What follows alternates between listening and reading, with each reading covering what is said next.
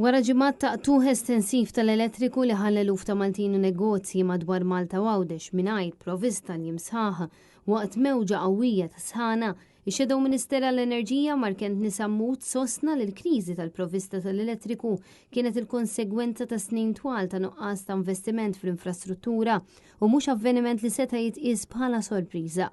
Waqt il-podcast Who's Who Talks, Markent Nisammut qal li l-mudell ekonomiku li segwa l-gvern matul dawn l-aħħar 13 sena kien iffukat fuq it-kabbir ekonomiku permezz ta' żieda fil-popolazzjoni.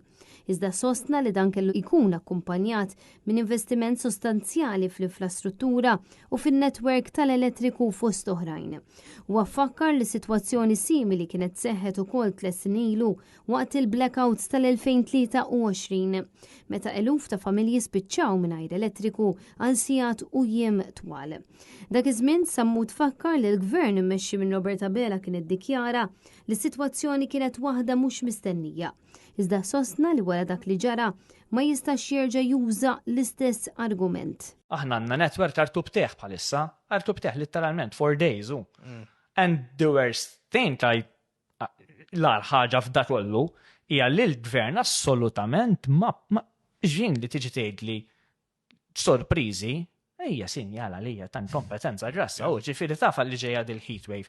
L-inqas ħaġa li kellu jagħmel il-gvern hija li jippjana għal dil-eventwalità. Shadow Minister għall-Enerġija qal li fil-waqt li l-mewġa ta' sħana affettwat diversi pajjiżi Ewropej, l-impatt f'Malta kien ferm akbar.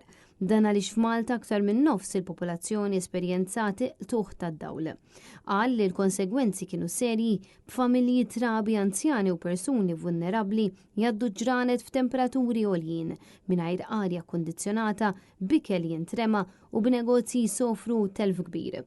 Markent Nisammut sostna li dawn il-fatti juru li n-netwerk nazzjonali wasal sal-limitu tiegħu u l-Ministru għandha terfa' responsabilità politika għal din il-kriżi. Aħna ma nistgħux politikament nieħdu l-trettu u nieħdu l-mertu meta l-affarijiet isiru tajjeb u meta naqtaw iż-żigarelli, imma mbagħad meta jkollok straġi bħal din. Il-politiċi kollha naħslu jdejna u qisnu aħna m'għandna poter ta' xejn u m'għandna responsabilità ta' xejn, ġieli tinsiex.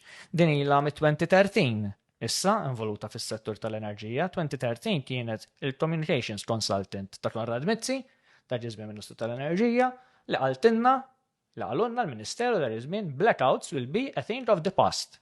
2013.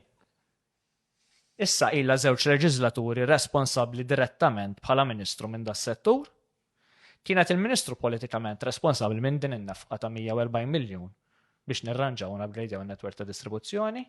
U hi politikament responsabbli allura li 3 snin wara ma konniex preparati u rġajna pajjiż artubteħ. Id-deputat tal-Oppożizzjoni qal ukoll li ilu xhur jipprova jikseb aktar trasparenza dwar l-investiment ta' 140 miljun euro li l-gvern ftaħar li sar fin-netwerk tad-distribuzzjoni. Spjega li permezz ta' mistoqsijiet parlamentari talab breakdown dettaljat ta' kif intefqu dawn il-fondi fosthom kif intefqu fuq cables, transformers, xogħlijiet ċivili u infrastruttura ġdida. Madankollu qal li risposti li ngħata ma kinux inkludu dawn id-dettalji iżda sempliċement is-somma globali tal-infiq. Matul il-podcast Markent Nisammut irrefera wkoll għar-rapport tal-awditur dwar il-blackouts tal-2023 u qal li r-rapport jindika li fl-aħħar 10 snin ta' qabel l-2023 Enemalta qatt ma preżentat Network Development Plan minkejja li dan huwa obbligu legali. U żied jgħid li skont dan ir-rapport il-kawża ewlenija tal-blackouts tal-2023 kienet in-nuqqas ta' investiment fin-netwerk tal-voltaġġ għoli matul dawn l-aħħar snin. Sammut kritika wkoll il-komunikazzjoni ta' Enemalta waqt il-kriżi għax skontu il-helpline tal-24 sija ħafna drabi jew ma tweġibx jew tagħti tweġibiet ġeneriċi mingħajr informazzjoni konkreta. Fi waqt li sostna li l-mappa online tal-tuħ tad-dawl ma kienx tirrifletti s-sitwazzjoni reali fil-pajjiż. Lejn tmiem il-podcast Sammut staqsa x'garanziji hemm li l-istess sitwazzjoni mhux se terġa' sseħħ fis-sajf li ġej. Għalhekk huwa appella biex issir technical audit indipendenti tan-netwerk tal-cables madwar Malta sabiex jiġi stabbilit jekk l-infrastruttura hijiex verament adattata għal kundizzjonijiet klimatiċi tal-pajjiż.